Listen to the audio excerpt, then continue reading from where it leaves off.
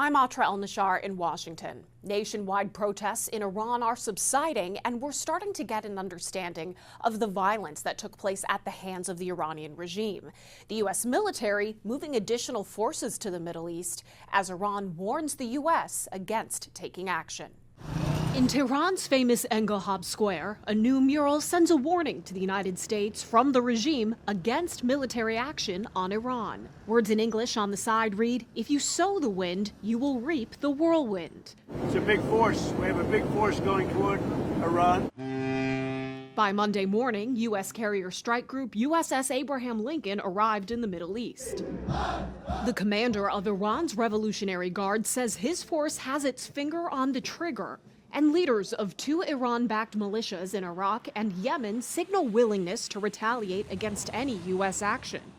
This comes as the world starts to get an idea of just how many people were killed by the Iranian regime during these nationwide protests sparked by economic hardship.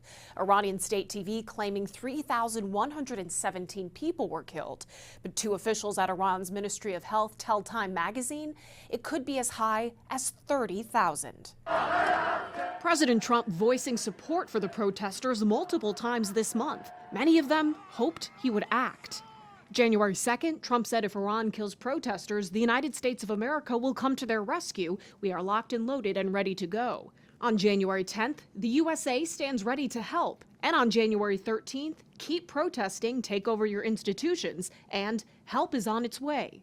That help hasn't come yet. Iranian opposition leader Reza Pahlavi. The only chance is to see a cavalry that arrives and we can hold the fort up to a point. At some point, we need to get that air cover, and that will change the balance in favor of the people. Okay. Hopefully, Iranians will be able to liberate themselves. The arrival of the USS Abraham Lincoln strike group suggests Trump is keeping his options open. In Washington, I'm Atra El-Nashar reporting.